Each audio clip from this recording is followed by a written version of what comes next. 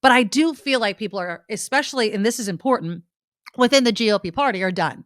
They're just so done with Trump. And it's about time. So Fox business host Stuart Varney pretty much sounds like he is done with former President Trump. I'm going to play you this sound, and this was on his show. And I don't watch Fox News, so I'm, it's not one of those things that I'm missing. But Stuart Varney sounded pretty upset when you think about when you listen to what he's saying right here. I mean, listen to the frustration, and I really hope a tipping point for people on a channel like Fox News to speak about the former president. Here is Stuart Varney. He seems to be losing what used to be his iron grip on the GOP. He still has a hard core of supporters who will follow him regardless. But many of the 74 million people who voted for him in 2020 have been turned off. Right after that election, the 2020 deal, he ranted against Georgia's Republican governor, Brian Kemp, because he wouldn't fix the vote in Trump's favor. Kemp went on to trounce Donald Trump's guy in the gubernatorial primary. In the midterms, Trump-backed candidates lost vital races. Dr. Oz in Pennsylvania, Don Bolduc in New Hampshire, Tudor Dixon in Michigan, Doug Mastriano in Pennsylvania, Carrie Lake in Arizona. And right before today's election, he was talking about terminating parts of the Constitution. That plays right into the Democrats' hands. He's trying to walk it back today, but the damage has been done. A win by Raphael Warnock would cement the Democrats' control of the Senate, making it much easier for them to confirm judges and other top officials. If Walker wins, Trump will take all the credit, guaranteed. If Walker loses, Trump will blame Walker for not inviting Trump into the state. Here's a warning from the Wall Street Journal, editorial board no less. If the Republicans make Trump their candidate in 2024, he won't terminate any part of the Constitution. Quotes, what he's really terminating is the GOP. You can only hope.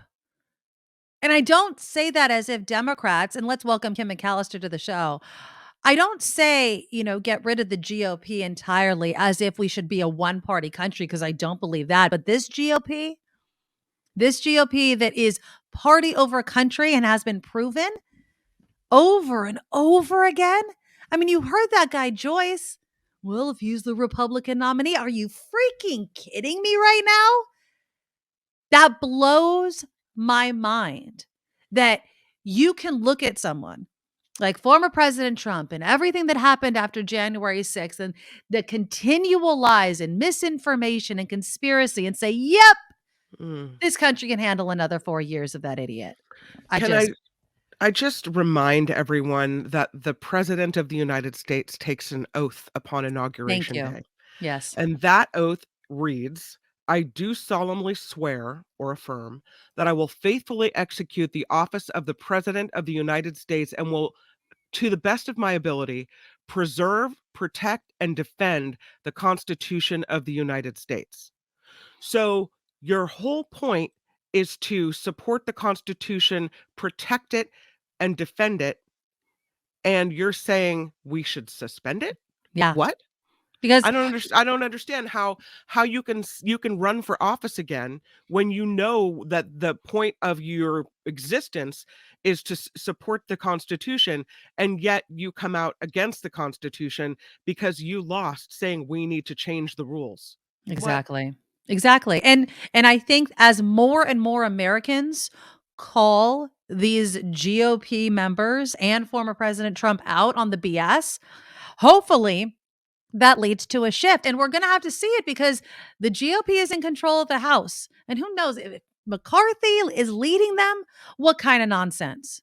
So I want to show you this video. And if this doesn't, and of course, and it was a snub. Okay, so this was the Congressional Gold Medal ceremony that happened this morning. One person was calling it kind of a reunion of the January 6th committee because of everybody that was there. And so police who defended the Capitol on January 6th were receiving these gold medals. Now, I want you to pay close attention. I'm going to share my screen. This was all over social media when it happened. They appear, and actually they did, because I'll play you an interview right after this, to not shake Senator Mitch McConnell's hand. So here it is. Let me play it for you. Now watch. So he grabs it and goes to the left. There's not really sound off this, so you're not really missing any sound. You just have to watch it. Now you're going to watch people just walk right past McConnell. Now, here he is putting out his hand. And nah. No. And then she kind of is like, no, not either. And no, that's a no for me. And yeah, that's a no. And good. Don't shake that asshat's hand. I will say this. Now, Mitch McConnell has moved away from Trump. So I'm not saying that, but I wouldn't shake his damn hand. Not at all. So Brian Sicknick, okay, his brother was at that ceremony. Now, I want you guys to tell me if you can hear this, because I pulled the sound just in case you can't hear this, because he is asked by reporters after that, did you purposely not shake Mitch McConnell's hand? And he said, absolutely, I did not. So listen. Self-explanatory, but they came out right away and condemned what happened on January 6th, and whatever hold that Trump has on them, they've backstepped, they've danced, they won't admit to wrongdoing, not necessarily them themselves, but of Trump, of the rioters. I mean, people like Louis Gohmert, who presented an American flag that was flown over the Capitol to a January 6th rioter and told them they were a patriot. It's disgusting. It takes away everything my brother's done. It takes away the heroism my brother showed.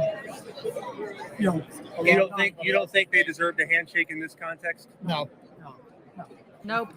No, because unlike Liz Cheney, Yep. they have no idea what integrity is. Yep. They can't stand up for what's right and wrong. But with them it's party first. Liz gave up her political career to do what was right and try to find the truth. Yep. She's the one ray of hope, her and the whole committee, that they can show integrity, that they can show they actually care about the process, about democracy, about everything that goes on. And these guys are, as long as it's got a big R in front of it, we're going to do whatever you do. As long as there's a big R next to their name, they're going to do whatever you want them to do. And that's not leadership. It's not. It's calling out truth to power. It's understanding that no one is always right.